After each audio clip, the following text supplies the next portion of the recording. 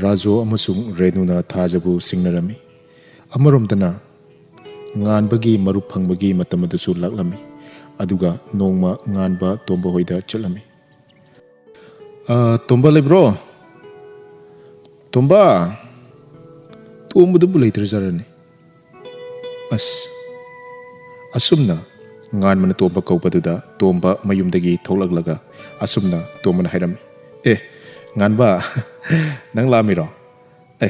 Aidi lakni ka yamna thajarudi nangsi. Ado kari leirige. Sumna lakpra natragana kari maram leirige ba nangna koida lakpase. Nangdi migi mayumdasu yam toina satpa hainadabugum tawdaine. Ngan mana nangane tanadi adaba wam leiraba adugina ina laise. Nang kaurabo ina nangonda lawai hagibdo. Kanugi matang do nemi marup phangbagi matang do thajagi mateng pangse na ina nangonda hagibdo nang kaurabo Tomba. Tombana adudi aidi kaurure-dana. Hoine chumine. Ngasi je tang kunga mathoi ko. Ado nang marup tubu phangabane. Ngan mana phange. Ado matau karam dawnana mangonda pijige habdo nang amta ingonda hayu. Ai magi matengse yamna pangningi. Magi majan pinabdo. Ado sigi senpham sinane soy-soydana phagadaba oitadene. Ai yamna harawgani. Mana warangadabdo ai uba matamdane yamna nungaite. Nungsinaba lawna lainabadi migi oigiba matamda ai kaisu kaide.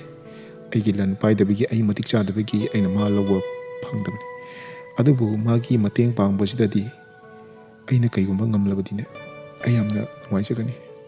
Tombana wakando handaranse sumai tawrse lily do madudane pihalase. Nganmana adu lily damu thajinamu hangadi kumai tawba kadaidagino kanadagino asuk yamba senpamsina hairadi kumai tawdunuga Tomba. Tombana adugi wa kem khalunuse thokpa ma marai laksarni ko thokpa ma marai laksarni nangna ne pawada wabdo tawron nupa khara tho kaidoge nupa ajidi khara mina tawna ngamdabdo tawgadabni kaino adubu achumbadi oigadaba. Tomba adudine senpamse nangmadoina thanamagise ai puraga laklabani. Ai mangondane pining manbagi matungina ne ai senpamse puraga laabani. Ado nangna ne lily do kawredana aduga nangna phanabadum sinkro. Adubu Tomba aina nangonda haigadababu thajada senpamse aina pirakpani habse nang khak khanglakpa yadiko. Tombana hoine nganba nangna pambado ai thongnaba honagi. Migi mateng pangba habse miyoibagi khwaidagi chawraba thabak amani. Ekoina ngasi amaga wanaribase migi mateng pangba hainaraktab. Migi warkanda aigi yeknabaduna kaplakanda wana leirakanda aikoida nungaiba phawba. Adugi thamoida leirakandani aikoida ngasi amaga wanaribase. Mi amana waba matamda aikoina mateng panggena khallagadi adugumba thamoising ado loina leina oregadi miyoiba samaj ase awaba khak leir.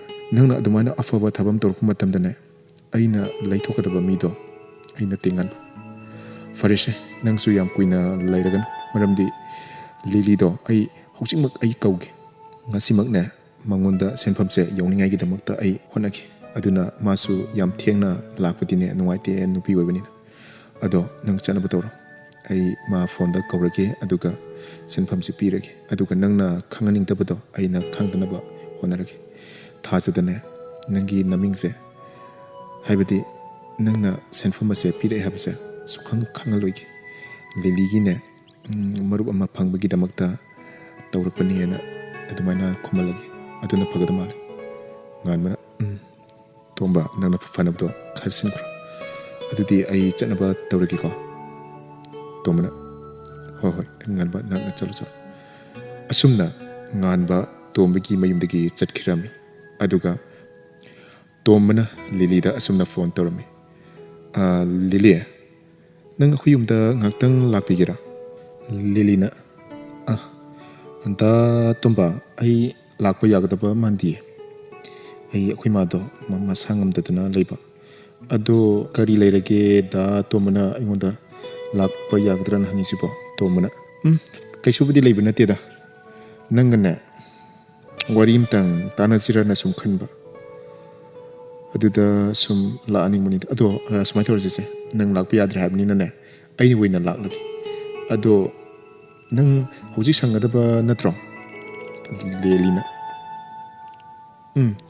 ꯁꯪꯒꯅꯤꯌꯦ ꯇꯥ ꯇꯣꯝꯕ ꯍꯣꯏ ꯂꯥꯛꯑꯣ ꯀꯩꯁꯨ ꯀꯥꯏꯗꯦ ꯂꯥꯛꯑꯣ ꯇꯣꯝꯕꯅ ꯍꯣꯏ ꯑꯗꯨꯗꯤ ꯑꯩ ꯂꯥꯛꯅꯕ ꯇꯧꯔꯒꯦꯀꯣ ꯑꯁꯨꯝꯅ ꯇꯣꯝꯕ ꯂꯦꯂꯤꯒꯤ ꯌꯨꯝꯗ ꯆꯠꯈꯤꯔꯝꯃꯤ ꯑꯗꯨꯒ ꯂꯦꯂꯤꯒ ꯃꯥꯒ ꯑꯁꯨꯝꯅ ꯋꯥꯔꯤ ꯁꯥꯟꯅꯔꯝꯃꯤ ꯂꯦꯂꯤ ꯑꯁꯨꯃꯥꯏꯅ ꯇꯧꯕꯅꯤ ꯊꯥꯖꯗꯣ ꯃꯥꯒꯤ ꯃꯅꯥꯎꯅꯨꯄꯤ ꯑꯃ ꯌꯥꯝ ꯀꯟꯅ ꯅꯥꯕꯗꯣ ꯅꯪꯅꯁꯨ ꯍꯥꯟꯅ ꯑꯩꯉꯣꯟꯗ ꯇꯝꯈ꯭ꯔꯦ ꯑꯗꯨꯒꯤ ꯃꯇꯥꯡꯗꯅꯤ ꯑꯗꯣ ꯉꯥꯟꯕꯅꯗꯤꯅꯦ ꯌꯥꯝꯅ ꯉꯥꯎꯖꯕꯅꯤ ꯌꯥꯝꯅ ꯅꯨꯡꯁꯤꯖꯕꯅꯤ ꯑꯗꯨꯕꯨ ꯊꯥꯖꯗꯤ ꯔꯥꯖꯣ ꯃꯤꯅꯤꯁꯇꯔꯒꯤ ꯃꯆꯥꯗꯣ ꯃꯥꯒ ꯅꯨꯡꯁꯤꯅꯕ ꯃꯥꯜꯂꯦ ꯑꯗꯨꯅ ꯉꯥꯟꯕꯁꯦ ꯃꯊꯋꯥꯏ ꯌꯥꯝ ꯅꯨꯡꯉꯥꯏꯇ꯭ꯔꯦ ꯑꯗꯨꯕꯨ ꯊꯥꯖꯗꯤ ꯃꯥꯅ ꯌꯥꯝꯅ ꯅꯨꯡꯁꯤꯖꯕꯅ ꯃꯔꯝ ꯑꯣꯏꯔꯒ ꯊꯥꯖꯒꯤ ꯀꯔꯤꯒꯨꯝꯕ ꯊꯕꯛ ꯑꯃꯇꯪꯗꯤ ꯃꯥꯅ ꯇꯧꯅꯤꯡꯕ ꯃꯥꯜꯂꯦ ꯑꯗꯨꯅ ꯃꯥꯒꯤ ꯃꯔꯨꯞ ꯑꯃ ꯉꯔꯥꯡ ꯐꯪꯖꯩꯑꯅ ꯍꯥꯏꯌꯦꯕꯀꯣ ꯑꯗꯣ ꯁꯤꯒꯤ ꯂꯥꯛ 10ꯁꯦ ꯃꯥꯅ ꯄꯤꯔꯛꯄꯅꯦ ꯃꯔꯨꯞꯇ ꯐꯪꯕꯅꯦ ꯑꯗꯨꯅꯅꯦ ꯅꯪꯅ ꯁꯤꯒꯤ ꯁꯦꯟꯐꯝꯁꯦ ꯊꯥꯖꯒꯤ ꯃꯅꯥꯛꯇ ꯈꯔ ꯌꯧꯍꯟꯕꯤꯌꯣꯅ ꯑꯩ ꯍꯥꯏꯒꯦ ꯇꯧꯕꯅꯦ ꯂꯦꯂꯤꯅ ꯍꯣꯏ ꯌꯧꯕꯨꯗꯤ ꯌꯧꯍꯟꯒꯦ ꯑꯗꯨꯕꯨ ꯑꯩꯅ ꯀꯔꯤ ꯍꯥꯏꯔꯒꯅꯣꯕ ꯃꯉꯣꯟꯗ ꯌꯧꯍꯟꯗꯣꯏꯁꯦ ꯇꯥꯇꯣꯝꯕ ꯌꯥꯝ ꯂꯨꯏ ꯍꯥꯏꯕ ꯑꯩꯅ ꯃꯉꯣꯟꯗ ꯐꯠꯂꯨꯅ ꯄꯤꯔꯁꯨ ꯃꯥꯅ ꯍꯦꯛꯇ ꯂꯧꯒꯗꯕꯁꯨ ꯅꯠꯇꯦ ꯑꯗꯨꯅ ꯇꯥꯇꯣꯝꯕ ꯑꯝꯇ ꯍꯥꯏꯕꯤꯌꯨꯅꯦ ꯀꯔꯝꯍꯥꯏꯅ ꯇꯧꯅ ꯍꯥꯏꯔꯒꯅꯦ ꯃꯥꯅ ꯂꯧꯒꯅꯤ ꯑꯗꯨꯒ ꯑꯩꯅ ꯀꯔꯝꯍꯥꯏꯅ ꯇꯧꯅ ꯈꯨꯝꯒꯗꯒꯦꯗꯣ ꯇꯥꯇꯣꯝꯕꯅ ꯑꯩꯉꯣꯟꯗ ꯐꯖꯅ ꯇꯥꯛꯄꯤꯌꯨ ꯑꯗꯨꯒꯅꯦ ꯍꯣꯏ ꯑꯩ ꯄꯤꯒꯦ ꯇꯣꯝꯕꯅ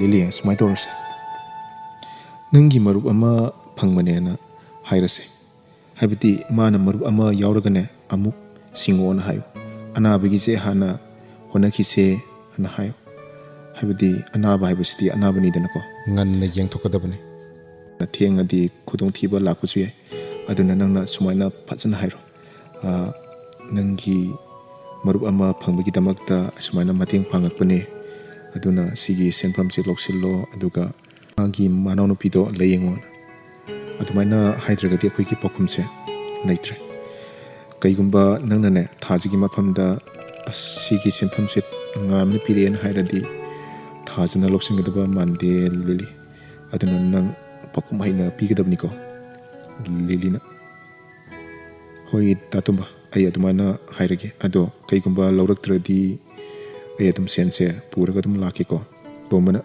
ꯍꯣꯏꯅꯦ ꯇꯉꯥꯏ ꯐꯗꯅ ꯃꯥꯅ ꯂꯧꯗ꯭ꯔꯒꯗꯤ ꯄꯨꯔꯒ ꯂꯥꯛꯄ ꯇꯥꯕꯅꯤꯗꯅ ꯍꯣꯏ ꯐꯔꯦ ꯅꯪꯅꯁꯨ ꯃꯇꯦꯡ ꯄꯥꯡꯕꯤꯔꯛꯑꯅꯤ ꯍꯥꯏꯕꯅꯤꯅ ꯑꯩ ꯌꯥꯝ ꯅꯨꯡꯉꯥꯏꯔꯦ ꯑꯗꯣ ꯑꯩ ꯑꯃꯨꯛ ꯆꯠꯅꯕ ꯇꯧꯔꯒꯦꯀꯣ ꯂꯦꯂꯤꯅ ꯉꯥꯏꯈꯣꯗ ꯇꯥꯇꯣꯝꯕ ꯆꯥ ꯊꯛꯑꯒ ꯆꯠꯈ꯭ꯔꯣ ꯆꯥ ꯊꯛꯑꯒꯅꯦ ꯅꯨꯡꯉꯥꯏꯅ ꯍꯜꯂꯣꯁꯦ ꯑꯁꯨꯝꯅ ꯂꯤꯂꯤ ꯑꯃꯁꯨꯡ ꯇꯣꯝꯕ ꯆꯥ ꯊꯛꯃꯤꯟꯅꯔꯝꯃꯤ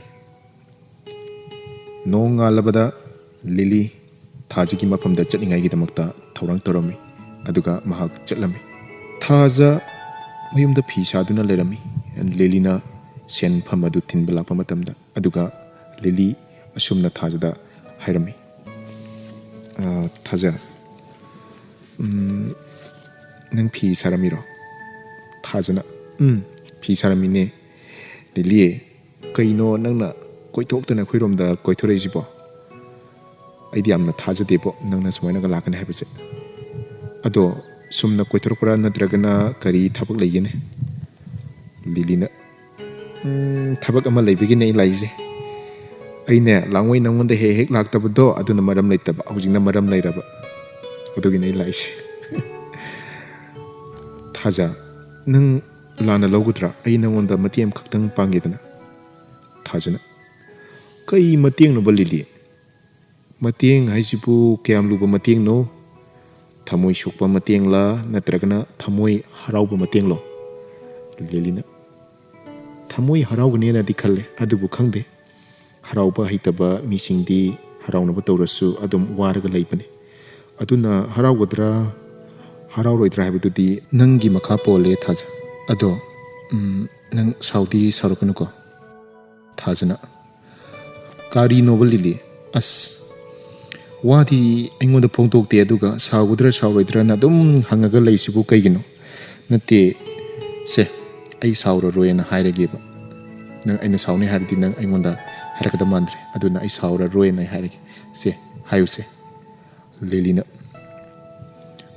thaja handak se marup ama phangi buko madugi marugi se senpham do nangi inaupi se layeng bodo wina mateng pangna sirana khanba aduga nang hengwai ngam kandane singlo sigi senpham se nang kaigumba singba ngamdredna singlak lanu ai kemta hairoi ado nangi nanonu pigi se yeng be am nuai treba ado se aina piriba lak tara se loksil masi aigi serial marup phangbagine ai thamane ado aigi su sijiningai ket naite aduna senpham je sum thamal leibadane ai ngonda nuai tabam phawi ado ai su aigi angamba khara mateng pangningba mi sum thirak matamda nangonda tai aduna nang lana di khanganu ko nang leitre lairere na aina piba nati adubu nangi nanonu pise leningai gi damakta aina pibane sigi senpham sinane marksu phaba oisna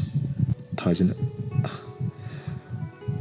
Lily nang ngase ngonda pibi base yam harawi adubu aina sigi senpham sibu karama matamdano aina nangonda singlakada sibu madu khalwa matamda Lily ai yamna wai Lily na aina ne nangonda ne singlakta yade na aina nangonda haidiko ngamlagana singlaku ngamdragana singlak-lanu haibani sibu kayam kairagini thajana hoi kaibudi kaidi adubu chauraba yamlaba senpham asibu aingonda mateng pangbibase nangse tasengna aigi asengba marupne Lily nangi laman ai singba ngam oikiko Lily na thaja yarese ai nangondigine mateng natragana aina pangliba mateng se amuk aina phangningai gi damakta nangonda mateng pangbu nate hoi nangna ngamba mateng leikade aingonda pangbiu ai kemda hairoi mioi babesti amaga mateng pangnaraga hinggadabani thasa nangna thanda nungaiba ai thanda nungainaba gi damakta honaragadi ngasi koina amaga nuksinariba amaga marup sanariba se sanaramgadrane aigi wakhandadi sanaramoi haina khalida ado pharise yam thuna ne nanonu pido layeng naba tausiko doctor singdo tanaro tuga yam thuna magi surgery do tongningai gi damakta tausi aduga magi sangadaba jingdo kaiguma wala sune aingonda dum hairo ai ne nangi angama mateng suksoi soidana pangi thajana hoi Lily ai yam thuna tananaba tawrage ado nang yam toina de khoi yumda lauko nang lakpase ai yamna harawi isada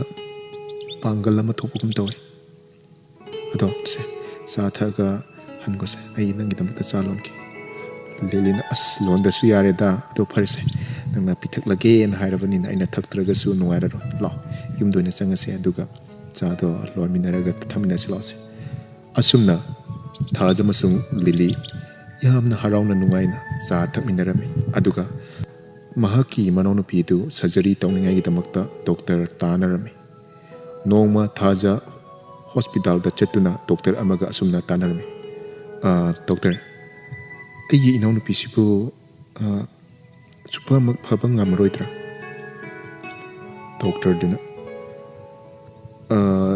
thaja nangi nanonu pigi anabase yam luna sukhangan aduga yam laina sukhangan farabani nangna hojik nangna surgery tauge na hairise yam farabani sitagi kharet koi tharaba magi punsi se asumaina dum laikradamne adubu nangna ne sumaina matam chana lakpaje yam far sidaki khajtang ngalamagadi amoina nuaigadabne ado se aikhoi yam thuna ne nangi nanonu pigi damakta operation ai silakna batawrage ado nang lak mapan taradine nakuta laitaba yaroi maramdi ikuna tawduriba surgery se yamna sen changba surgery ne ado nangi kutadi lairaba natra thajana doctor laire ado yaragadi operation se khathuna dum pangthokpiyo ai inaupi matokse ai yengba ngamti aidi mana loire haibaga chapmanarabane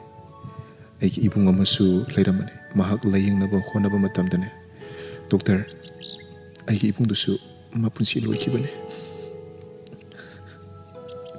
doctor duna Kapkunu se hojiktine aikhoi leirisi doctor aikhoi leiribase anabisingi damakne aduna hoi hogradi hogre hogibising sidine kaukthokpa tamgadabani hokibasing se sina ningsing laga aikhoida awaba pibase masi afaba ka oide aduna nangi nanon pido suksoi soidana pharakani se udubu asu yamba sempham se nupi masa amana leramuni habdi aiti khaludabani adubu yamna phare nangna sumaina sempham se leiramagi damakta odo phare se aina operation tawna bigi numito phone da dum khangala aki aduga operation to tawrasi ko se waganu se isen sidi asumna thaja hospital gi mayum da laklami amadi mahaki manawnupi adu operation gi damakta thorang tawraklami aduga doctor nasu numit lebladuna doctor aduna thaja da call tawraga mahaki manawnupi gi operation tawbigi numit adu mangonda haraklami operation adu mai pakna chathakraba matungda thaja sukimatik harawraduna mahaki mamanabi leli gi manakta laklami aduga lili ga mahaka suna wari sanarami thajana lili ayam haraw nangna mateng pangbiduna ne ngasidi ai inaupido doctor na kem tawraroina hai ado nangi lamanse aina singba ngamlaru lili nang ai singba maru lelina as thaja kakunu se ai gi angamba khra mating pang babu nangna ado luna lawradi as ai nuwatis marup haibis dine amana waba matamda amana mating pangadam aina waretana nangna pangadab nangna waretana aina pangadab hauzik nangna waba gi aina pangibase ai sumiyebane ai atum nuwairaga leini haiba leite aina waba matam lakani madu kandane nangna pangbi se kem khangano inaupi aduna ne pharagani habdo adu tabda yamna harawi ado se nangna dwana kapado yengmu nuwaite no ai no yumdane chatke aduga nangi nanaw nupido aduga so ai unagi yamna uningi mana dwana pharani habdo adu tamatamda yamna so harawi lawse thajana law chase asumna thaja masung lili thajagi mayumda laklami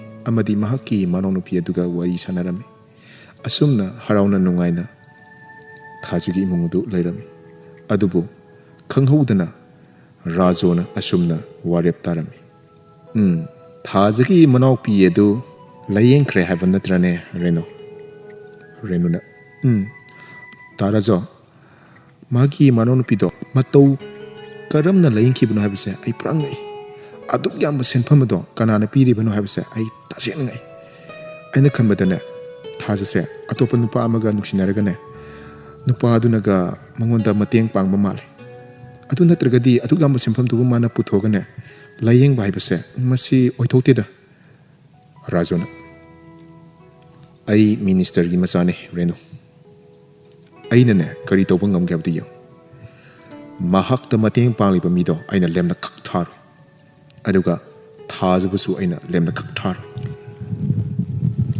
asumna rajo asaubaga loinana thajabu hen singnarami amadi renuga thajaga noma college da wari sanarami renuna thajada sumna thaja nang udabsu kuire nang saunu ko lawa ibani waka nang ngana kibedo nang aingonda bu waroganu ko thajana renu ai kemta khandeda ado nang di nuwari bo